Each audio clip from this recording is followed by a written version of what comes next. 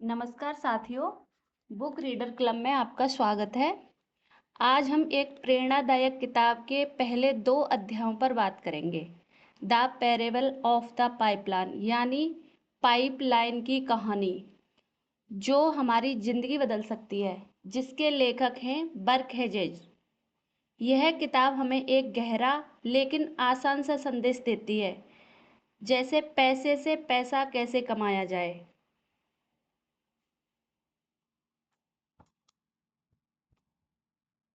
जिसका खंड है, हम बाल्टी ढोने वाले संसार में रहते हैं।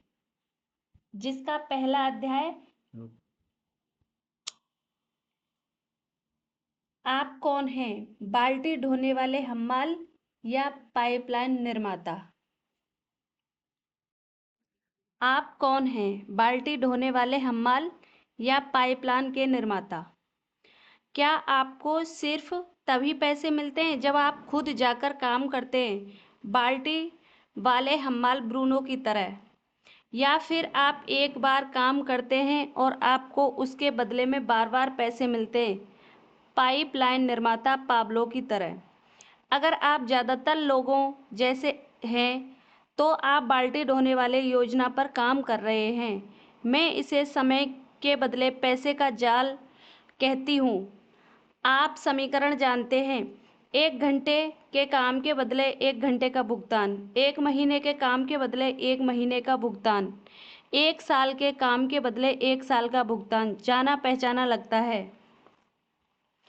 बाल्टी ढोने के साथ समस्या यह है कि जब बाल्टी ढोना बंद हो जाता है तो पैसे आना भी बंद हो जाता है, जिसका मतलब है कि सुरक्षित नौकरी या सपनों की नौकरी सिर्फ एक मुगालता है। बाल्टियाँ ढोने का अंदरूनी खतरा यह है कि आमदनी निरंतर नहीं, अस्थायी होती है।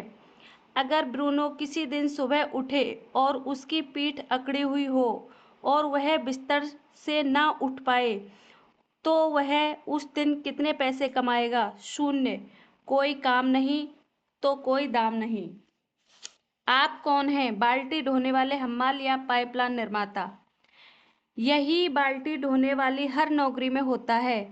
एक बार जब बाल्टी ढोने वाले अपनी मेडिकल छुट्टियां और वैकेशन की छुट्टियों का इस्तेमाल कर लेते हैं, तो उसके बाद अगर वे बाल्टियां नहीं ढोएंगे तो उन्हें वेतन का चेक नहीं मिलेगा।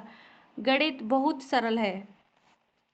दंत चिकित्सक अब बाल्टियां नहीं ढो सकती। यहाँ असल जीवन का एक उदाहरण है।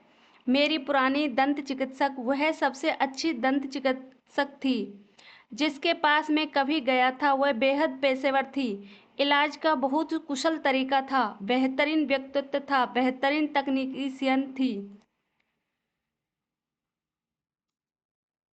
इलाज का बहुत कुशल तरीका था, बेहतरीन व्यक्तित्व था, बेहतरीन तकनीशियन थी। हर बार इलाज लगभग दर्द रहित होता था। इसके अलावा वह अपने काम से प्यार करती थी और अपने काम के 2 घंटे खुद तय करती थी। उसका क्लिनिक सप्ताह में केवल 3 दिन ही खुलता था ताकि वह अपने परिवार के साथ 4 दिनों का वीकेंड बिता सके। वह जिस काम से प्यार करती थी उसे सप्ताह में 3 दिन करके वह साल भर में $1 लाख से ज़्यादा कमा लेती थी। वह बाल्टी ढोने वाले हम्मालों की सपनों की नौकरी थी, बशर्ते ऐसी कोई चीज़ कभी हो सकती हो। एक समस्या, 40 की उम्र से पहले उसे हाथों में गठिया रोग हो गया, जिस वजह से वह दंत चिकित्सा नहीं कर सकती थी। आज वह एक स्थानीय यूनिवर्सिटी में पढ़ाती है और वह दंत चिकित्सा के रूप में जितना कमाती थी उसका सिर्फ 1/3 ही कमा रही है। इससे उसका कोई दोष नहीं था, लेकिन उसके सपनों की नौकरी अब गायब हो गई थी।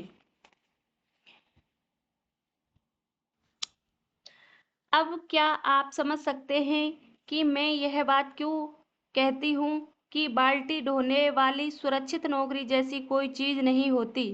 क्या आप देख सकते हैं कि बाल्टी ढोने वाले लोग कितने असुरक्षित हैं।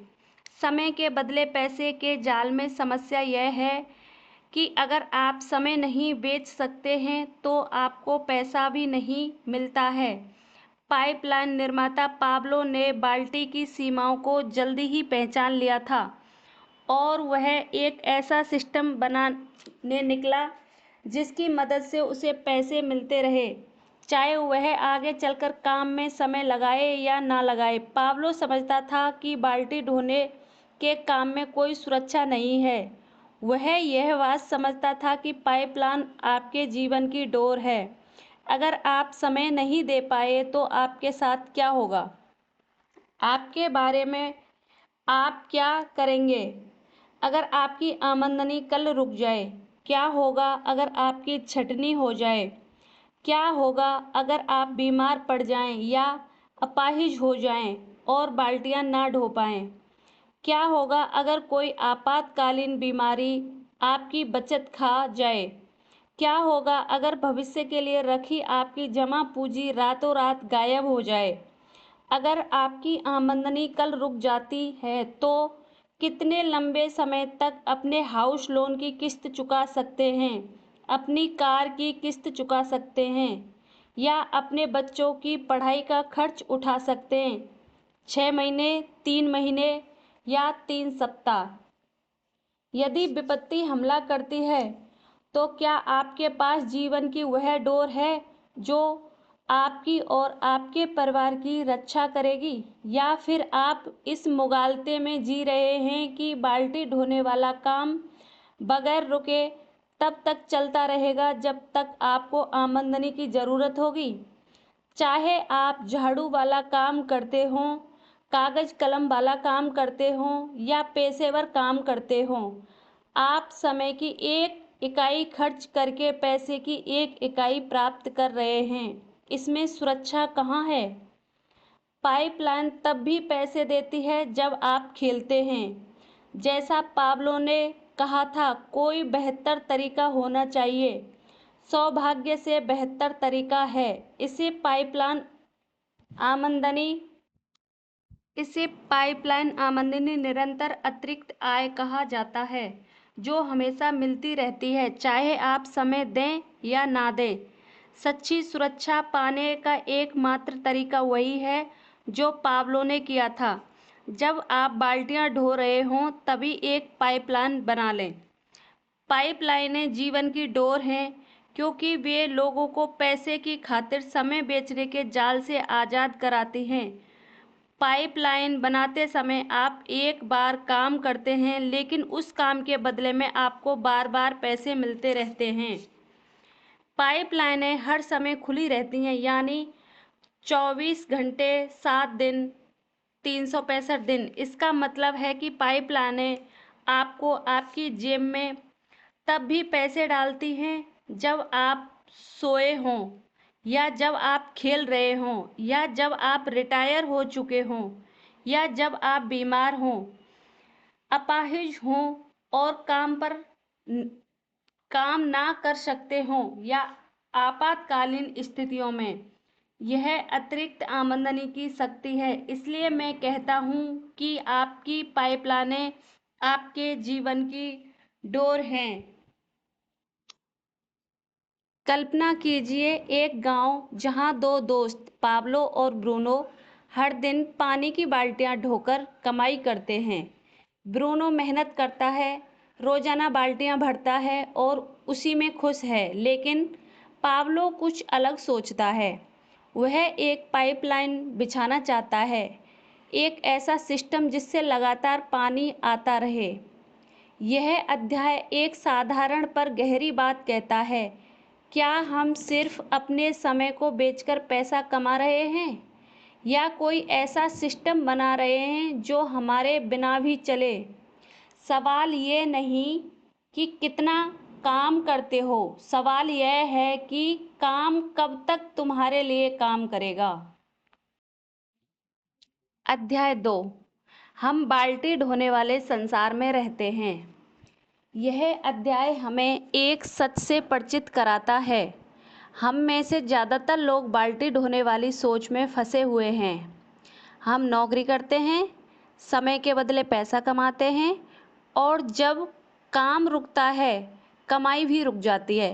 पाब्लो हमें सिखाता है कि हर दिन का थोड़ा थोड़ा निवेश भविष्य में एक बड़ा बदलाव लाता है।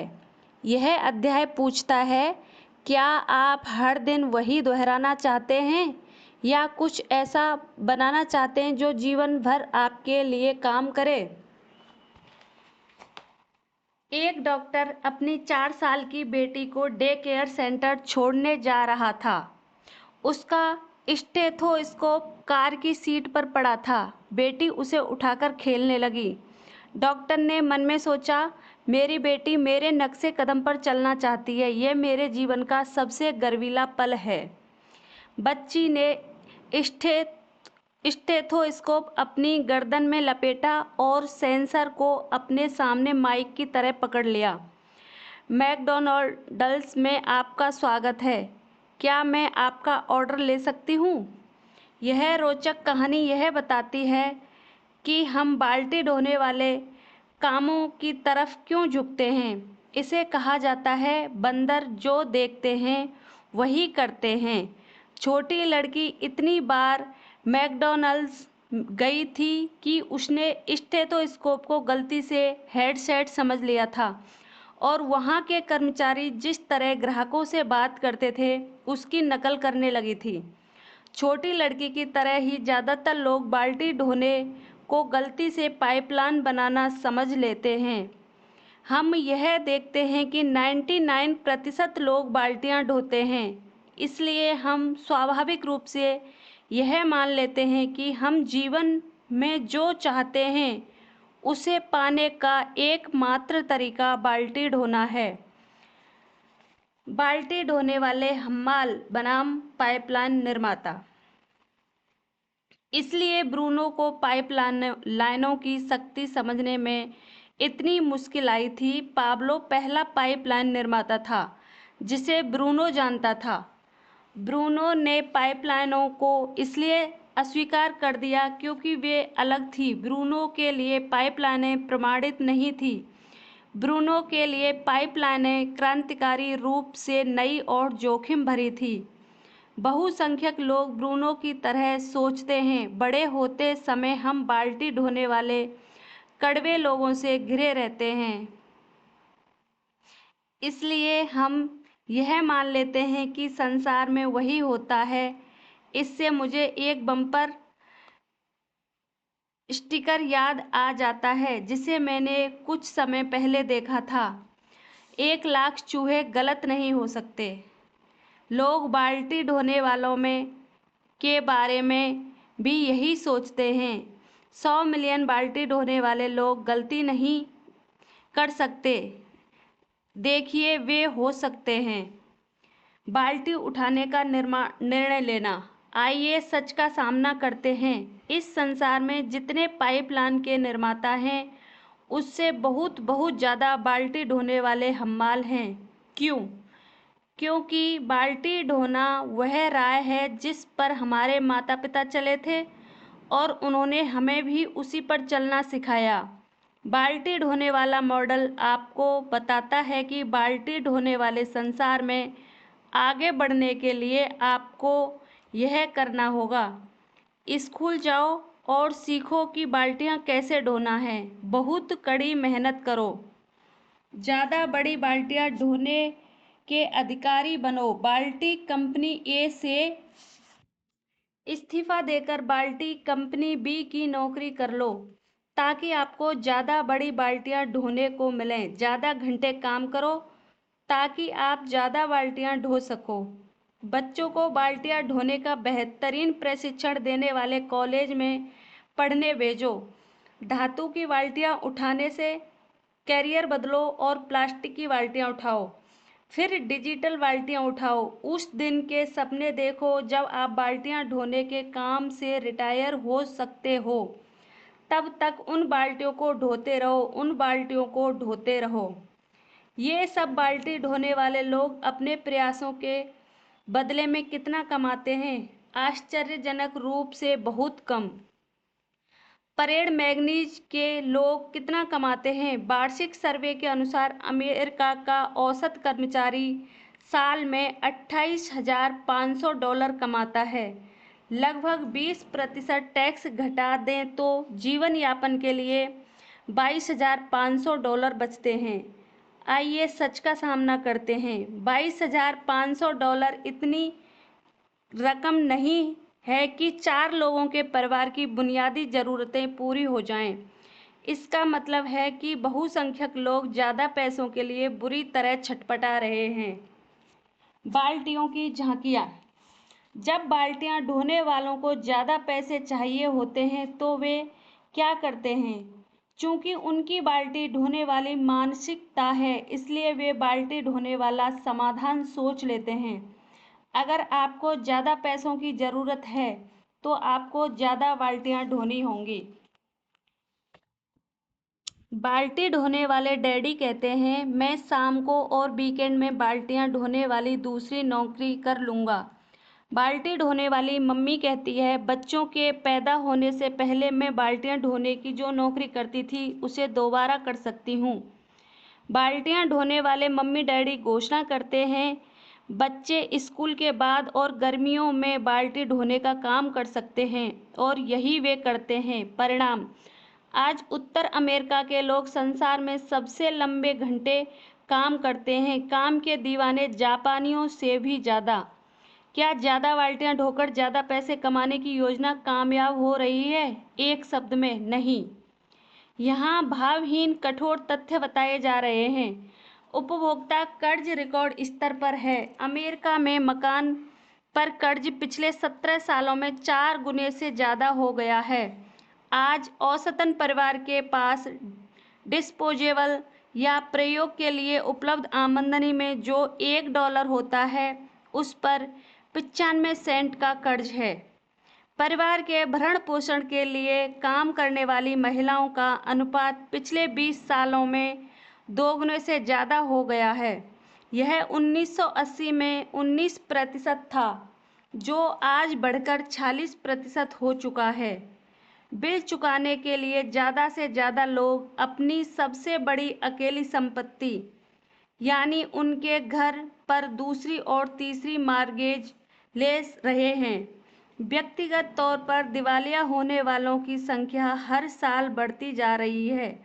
यह सन 2000 में यह आंकड़ा बढ़कर 14 लाख तक पहुंच गया है। हालांकि अर्थव्यवस्था में उछाल है। ज़्यादा बड़ी बाल्टियाँ ढोने की भ्रांति। बाल्टियाँ ढोने वाले तर्क देते हैं कि ज़्यादा बड़ी बाल्टियों का मतलब है ज़्यादा वेतन। इसलिए बाल्टियाँ ढोने वाले खुद से कहते हैं कि अगर उन्हें बड़ी बाल्टियाँ ढोने की नौकरी मिल जाए तो सब कुछ ठीक हो जाएगा। बाल्टियाँ ढोने वाले हमेशा सोचते रहते हैं कि बड़ी बाल्टियाँ ढोने वाले दूसरे लोग कितना ज़्यादा कमाते हैं। यूएस ब्यूरो यह मानते हुए कि ज़्यादातर लोगों को हर सप्ताह 40 घंटे काम करने के लिए वेतन मिलता है, हालांकि शायद वे एक सप्ताह में कम से कम 50 घंटे या इससे ज़्यादा काम करते हैं, और हर साल 2 सप्ताह की संवैधानिक वैकेशन मिलती है। यहाँ उपयुक्त पेशों में से 5 की सालाना आमदनी बताई जा रही है। सालाना आमदनी: कुक $13,083, रिटेल सेल्स पर्सन $18,970, डाकिया $34,091, वकील $75,899, डॉक्टर $1,02,024। अब अगर आप कुक होते या रिटेल सेल्स पर्सन होते या डाकिया होते तो आप किसी वकील या डॉक्टर की सालाना आमदनी को देखकर यह सोच सकते थे, वाह, अगर मैं हर साल इतने पैसे कमाता तो मैं वित्तीय दृष्टि से स्वतंत्र हो जाता। तब मुझे बिल चुकाने की चिंता में रातों भर जागने की कोई ज़रूरत नहीं होती। सच है, डॉक्टर की बाल्टी कुक की बाल्टी से बहुत बड़ी है, लगभग 10 गुना बड़ी। लेकिन इसका यह मतलब नहीं है कि डॉक्टर वित्तीय दृष्टि से स्वतंत्र है। वह भी बाल्टी ढोने वाली नौकरी पर उतना ही निर्भर है जितना कि कुक या डाकिया। क्यों सरल है? पेशेवर लोग औसत कर्मचारी से ज़्यादा कमाते हैं, लेकिन वे ज़्यादा खर्च भी करते हैं। सच तो यह है कि हर साल 6 अंकों की आमदनी वाले डॉक्टर या वकील अपनी ज़्यादातर आमदनी अपनी ठाठदार जीवन शैली पर खर्च कर देते हैं। एक औसत कर्मचारी के खर्च की तुलना किसी पेशेवर के खर्च से करके देखते हैं। औसत कर्मचारी $5,000 की सेकंड हैंड कार चलाता है। डॉक्टर या वकील $45,000 की लेक्सस कार चलाता है। औसत कर्मचारी अपने बच्चों को मुफ्त के सरकारी स्कूल में भेजता है। डॉक्टर या वकील निजी स्कूल पर पैसे खर्च करते हैं। औसत कर्मचारी $75,000 के घर का स्वामी होता है। डॉक्टर या वकील $3.5 लाख के घर का स्वामी होता है। औसत कर्मचारी सप्ताह में एक बार पिज़्ज़ा हट में खाता है। डॉक्टर या वकील सप्ताह में 2 बार बड़े रेस्तरां में खाता है।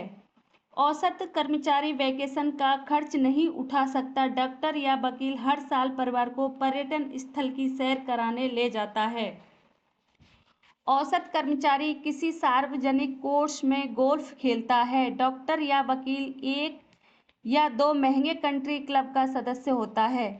आप स्थिति समझ गए होंगे। लोग डॉक्टरों, वकीलों और अकाउंटेंटों से इसलिए ईर्ष्या करते हैं क्योंकि वे बड़ी बाल्टियां ढो रहे हैं।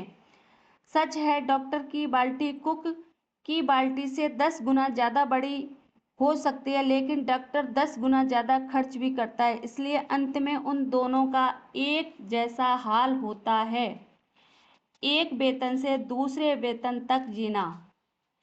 बाल्टियां अंततः सूख जाती हैं। Best seller the millionaire next door के लेखक थॉमस जे स्टैनली और विलियम डी डेंको ने बताया है कि बड़ी बाल्टियां ढोने का मतलब दौलत बनाना नहीं है। लेखक संपन्न इलाकों में रहने वाले लोगों का सर्वे करने के बाद इस निष्कर्ष पर पहुंचे क्योंकि उनकी मान्यता थी कि लोग महंगी कार चलाते हैं और महंगे घरों में रहते हैं, वे दौलतमंद थे। उफ, गलत अनुमान। स्टैनली और डेंको दौलत बनाने के बारे में इस आश्चर्यजनक निष्कर्ष पर पहुंचे। अमेरिका में दौलत के बारे में ज़्यादातर लोगों की धारणाएं निहायत ही गलत हैं। दौलत का मतलब आमदनी नहीं है। अगर आप हर साल अच्छी आमदनी कमाते हैं और उसे पूरी खर्च कर देते हैं तो आप ज़्यादा दौलतमंद नहीं बन रहे हैं, आप तो बस शान से जी रहे हैं। दौलत वह नहीं जिसे आप खर्च करते हैं, दौलत तो वह है जिसे आप संचित करते हैं। आप दौलतमंद कैसे बनते हैं? ज़्यादातर लोगों ने इसे भी गलत समझ लिया है। यह किस्मत या विरासत या ऊंची उपाधि या बुद्धि नहीं है जिसकी बदौलत लोग दौलत इकट्ठी करने में सक्षम बनते हैं। इसके बजाय ज़्यादातर मामलों में दौलत कड़ी मेहनत, लगन, योजना और सबसे बढ़कर आत्म अनुशासन की जीवन शैली का परिणाम होती है। दूसरे शब्दों में, बाल्टियां चाहे कितनी ही बड़ी क्यों न हो, वे अंततः सूख जाएंगी। दूसरी तरफ पाइपलाइनें हमेशा कायम रहेंगी, लेकिन पाइपलाइन बनाने की खातिर त्याग करना पड़ता है। पाइपलाइनें अपने आप नहीं बन जाती, उन्हें बनाने के लिए आपको समय निकालना पड़ता है और मेहनत करनी होती है। ज़्यादा बड़ी बाल्टी से समस्या नहीं सुलझेगी। हर कोई अपनी बाल्टी के आकार को बढ़ाना पसंद करेगा। कोई भी वार्षिक वेतन वृद्धि या ज़्यादा पैसे वाली बेहतरीन नौकरी को नहीं ठुकराएगा। अगर बाल्टी ढोना आपकी आमदनी का एकमात्र स्रोत है तो मैं कहता हूँ कि वह सबसे बड़ी बाल्टी ढोए, और आप ढो सकते हैं या यह सहज बोध है। लेकिन इसके बावजूद सच्चाई यही है कि बाल्टियां ढोने से आप कभी वित्तीय दृष्टि से स्वतंत्र नहीं बन सकते। बाल्टियां ढोकर आप कभी अपने परिवार को सुरक्षित नहीं बना पाएंगे, चाहे आपकी बाल्टियां कितनी ही बड़ी क्यों न हो। क्यों? क्योंकि जब आप बाल्टी ढोते हैं तो आपको खुद वहां रहकर काम करना पड़ता है, तभी आपको पैसे मिलते हैं। जिस दिन आप बाल्टियां ढोना बंद कर देते हैं उसी दिन पैसा आना भी बंद हो जाता है। बीमारी या चोट छंटनी, रिटायरमेंट। कई बाल्टियां ढोने वाले मिलीनियर से दिवालिया बन गए हैं क्योंकि जब वे बाल्टियां ढो रहे थे तब उन्होंने पाइपलाइन नहीं बनाई। जब उनकी बाल्टी सूख गई तो उनकी जीवन शैली भी सूख गई। मेरे पिताजी कहते थे, पाइपलाइनें आपके जीवन की डोर हैं। क्या आप देख पा रहे हैं? क्योंकि दोस्त दोस्तों, आज हमने सीखा पाब्लो और ब्रूनो की कहानी केवल पानी की नहीं, सोच की है। बाल्टी का काम तुरंत पैसा देता है, लेकिन पाइपलाइन भविष्य की सुरक्षा देती है। हमें खुद से पूछना है, क्या मैं भी बस बाल्टियां ढो रही हूँ? अब अगले भाग में हम पढ़ेंगे पाइपलाइन की शक्ति और लीवरेजिंग का जादू, यानी चैप्टर 3 और 4। तो जुड़े रहिए बुक रीडर क्लब के साथ और इस ज्ञान को औरों से शेयर करें। धन्यवाद। लाइक करें, शेयर करें और अगली क्लास के लिए तैयार हो जाएं।